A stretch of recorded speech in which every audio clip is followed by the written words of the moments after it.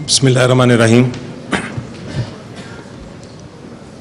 जनाब chairman, लीडरान PTI के मेरे बुकला भाई बहनों, अस्सलाम वालेकुम। आज से 26 साल पहले जब इमरान खान साहब ने पार्टी का नाम मुंतखब किया तो उन्होंने इसको तहरीक इंसाफ कहा और उसकी एक वजह थी, और वजह ये थी कि खान साहब को यकीन है कि कोई भी मुआशरा इंसाफ के बग़ैर, कोई भी अच्छा मुआशरा इंसाफ के बग़ैर कायम नहीं हो सकता। और ये भी यकीन था कि अगर इंसाफ मुहैया करना है तो सिर्फ़ उसका एक ही तरीका है। अगर कानून की बालादस्ती चाहिए, आइन की बालादस्ती चाहिए, रूल ऑफ लॉ की बालादस्ती चाहिए, तो वो एक ही तरीका है, और वो है इंडिपेंडेंस ऑफ जुडिशरी, जुडिशरी की, अदलिया की आज़ादी।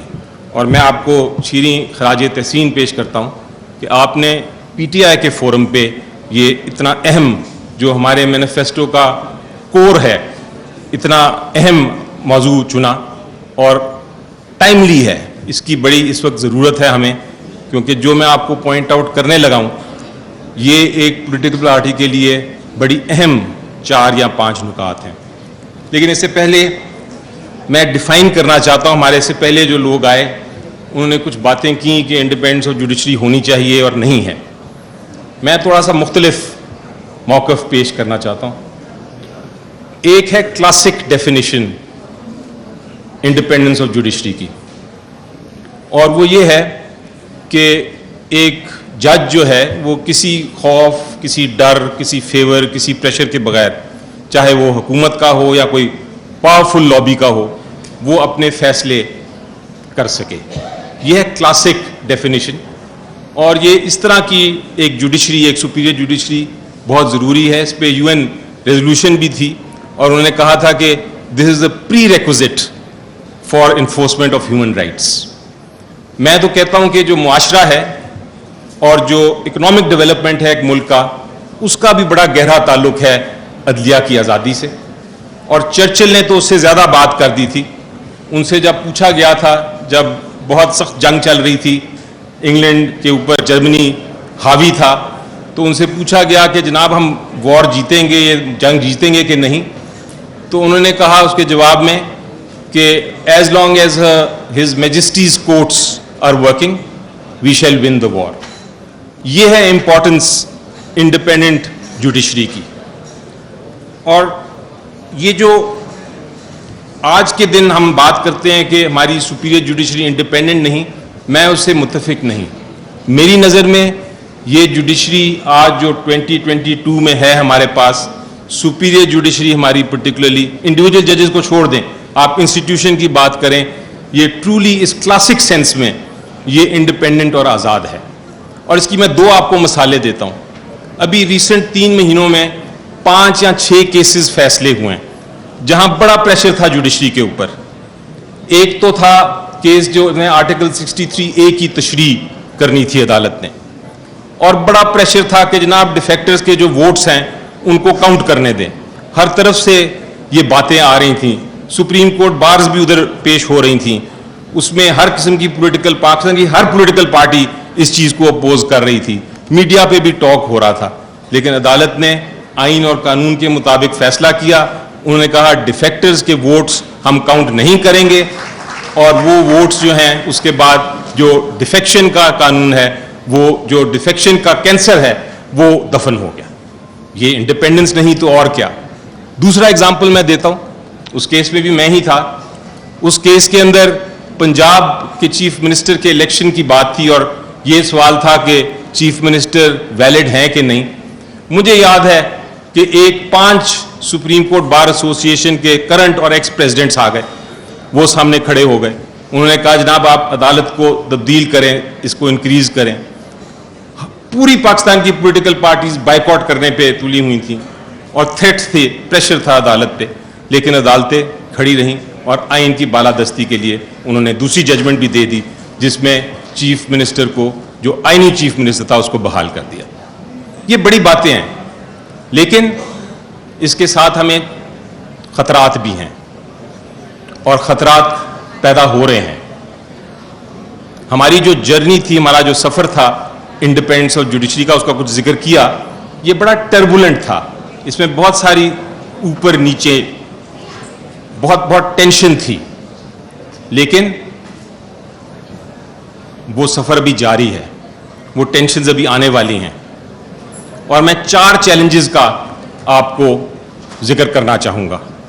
یہ ہماری ایز اے پولیٹیکل پارٹی ہمارا حق بھی ہے, ہماری ذمہ داری بھی ہے کہ ہم یہ 4 چیلنجز کو فیس کرنے کے لیے عدلیہ کے ساتھ کھڑے ہوں.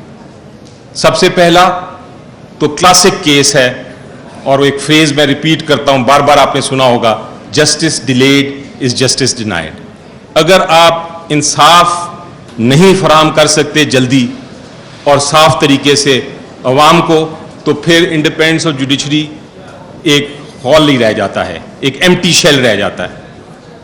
ہر پولیٹیکل پارٹی کا, اور میں چیئرمین صاحب آپ سے بھی ریکویسٹ کروں گا, انشاءاللہ ہم آئیں گے, ہم طاقت میں آئیں گے, واپس پاور میں آئیں گے, لیکن اس بار ہم نے یہ سسٹم ہے, لیگل سسٹم, انصاف جلدی فراہم کرنے کا, تیز فراہم کرنے کا, اس پہ ہم نے کانسنٹریٹ کرنا ہے. یہ پہلا چیلنج ہے انڈیپینڈنس آف جوڈیشری کا.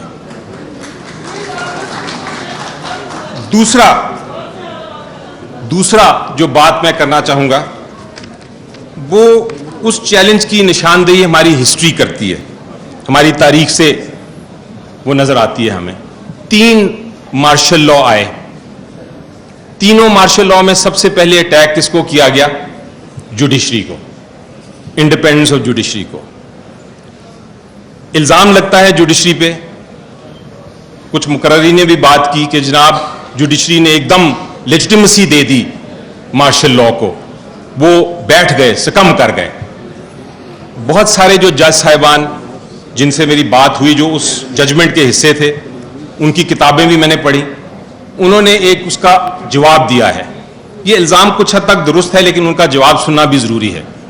انہوں نے یہ کہا ہے کہ جناب ہم لوگ تو 8 یا 10 یا 12 جج ہوتے ہیں, پولیٹیکل پارٹیز کہاں جاتی ہیں جب ایسا وقت آتا ہے؟ سول سوسائٹی کہاں جاتی ہے؟ میڈیا کہاں جاتا ہے؟ جو سول سوسائٹی جو لائرز ہیں, جو پارٹ آف سول سوسائٹی, وہ کہاں جاتے ہیں جب ہم ججمنٹ دے رہے ہوتے ہیں؟ اگر وہ ہمارے ساتھ کھڑے ہوں, اگر پورا ملک ایک ہی آواز کے ساتھ کھڑا ہوتا تو ہم بھی یہ ججمنٹ نہ دیتے. وہ اگزامپل لے لیں آپ, ایوب خان صاحب کا مارشل لا آیا پہلے, اس کا ایک کمیونیکیشن بھیجی جو اب آ گئی ہے منظر عام پہ. اس وقت کے امبیسڈر جو کراچی میں ہوتے تھے یو ایس کے, انہوں نے کہا not a dog barked, not a dog barked. اس کے بعد ضیاء الحق صاحب کا مارشل لا آیا, مٹھائیاں بانٹی گئیں. پولیٹیکل پارٹیز کے لوگ, پولیٹیشنز نے بلکہ ضیاء الحق صاحب کو جوائن کر لیا, کابینہ کا حصہ بن گئے.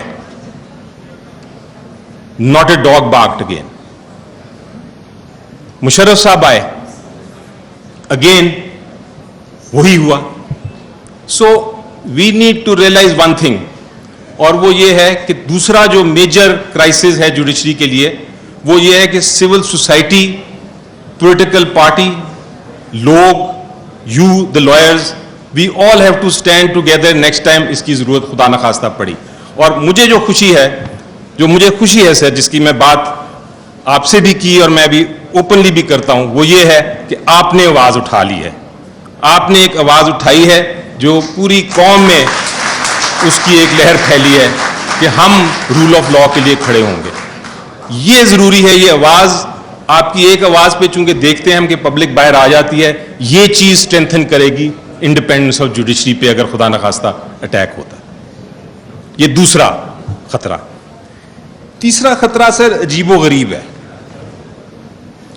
تیسرا خطرہ بہت ہی عجیب و غریب اس لیے ہے کیونکہ وہ خطرہ فرام ود ان ہے. اس کو بھی ہم نے ٹیکل کرنا ہے. اس کی سلوشن بھی میں بتاؤں گا, لیکن پہلے اس خطرے کی طرف پوائنٹ آؤٹ کروں.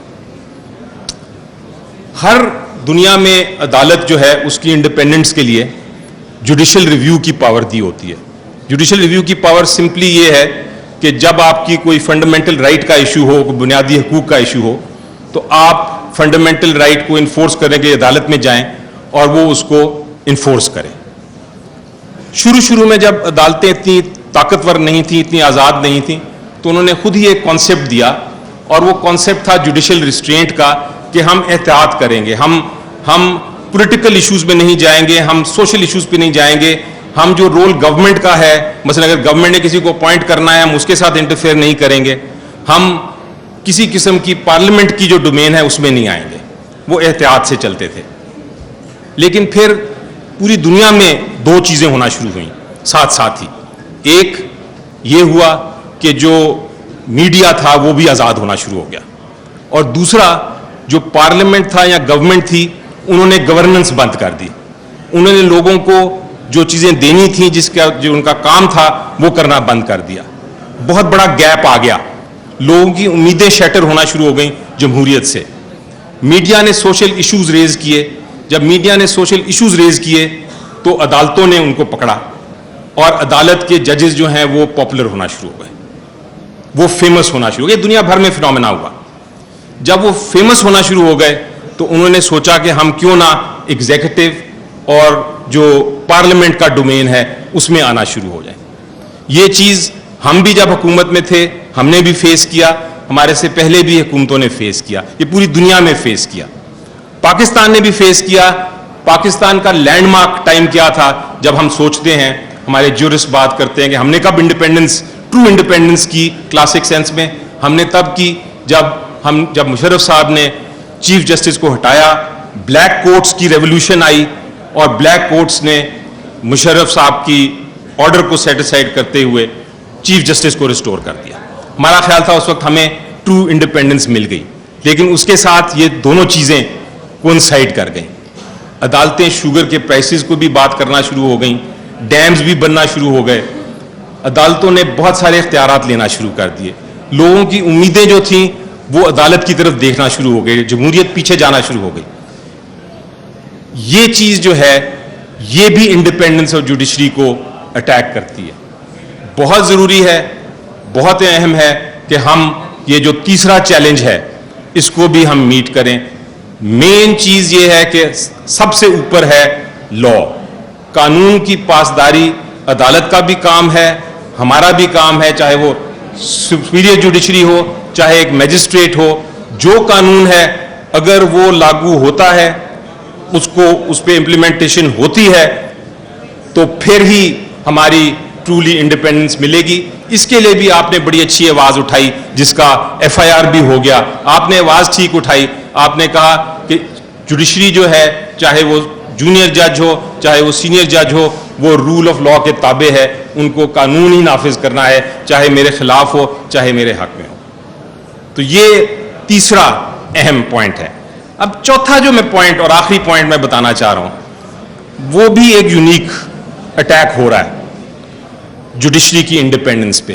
اور یہ اٹیک اس وقت کون کر رہا ہے؟ یہ اٹیک اس وقت ہماری اپوزیشن کر رہی ہے. ایک کانسیپٹ ہے سر لا فیئر کا, شاید کچھ لوگ جانتے ہوں شاید کچھ لوگ نہ جانتے ہوں. سمپل ایکسپلین کرتا ہوں. ایک انٹرنیشنل لا کا کانسیپٹ ہے جس میں بجائے ایک ملک کسی کے خلاف جنگ کرنے کے وہ قانون کو استعمال کرتا ہے, اور قانون کے استعمال کر کے اپنی وہ جنگ جیتتا ہے. وہ اپنی اسٹریٹجک نقصان پہنچاتا ہے دوسرے ملک کو, اور اپنی جو ہے ایمبیشن اس کو پورا کرتا ہے. اس کو کہتے ہیں لا فیئر. لیکن پاکستان میں اس وقت ایک حقیقت آ گئی ہے. وہ حقیقت یہ ہے کہ جو عمران خان صاحب ہیں اور ان کی وجہ سے جو پی ٹی آئی ہے اس کی مقبولیت عوام میں عروج تک پہنچ چکی ہے. اور پی ڈی ایم یا جتنی اپوزیشن کی پارٹیز ہیں پورے ملک کی ملا لیں, ان کی پاپولیرٹی یہ نہیں ہے.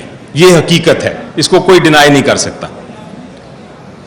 جب یہ حقیقت دیکھی اور ہماری پولیٹیکل اوپوننٹس نے یہ دیکھا کہ جناب ہم ان کے ساتھ سیاسی مقابلہ تو کر نہیں سکتے, ہم سیاست کے میدان میں تو ہار ہمیں نظر آ رہی ہے, تو پھر انہوں نے لا فیئر کو استعمال کرنے کی کوشش کی ہے.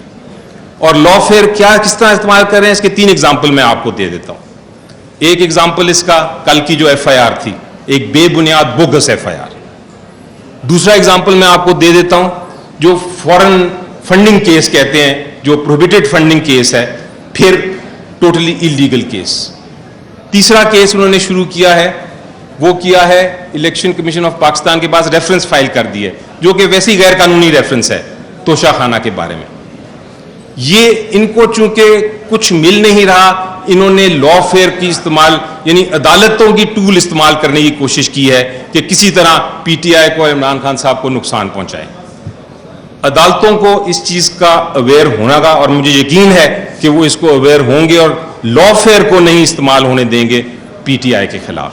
یہ بہت بڑا چیلنج ہے ہمارا جو ہم نے میٹ کرنا ہے. میں آج ریزالو کرتا ہوں, بارز کو انوائٹ کرتا ہوں, پورے پاکستان کی بارز کو انوائٹ کرتا ہوں کہ جناب عدلیہ کی آزادی کے لیے ہماری ایک ہی آواز جو ہے اس کے اوپر کھڑے ہو جائیں. بہت ضروری ہے کہ ہم یہ جو لا فیئر, جو عدالتوں کو استعمال کرنے کی کوشش, جو کیسز کو استعمال کرنے کی کوشش کی جا رہی ہے سیاسی مقاصد کے لیے, غیر قانونی ہے, جائز نہیں ہے, آئین کے خلاف ہے, انڈیپینڈنس آف جوڈیشری کے خلاف ہے, ہمارے ساتھ مل کے کھڑے ہوں. Thank you so much sir.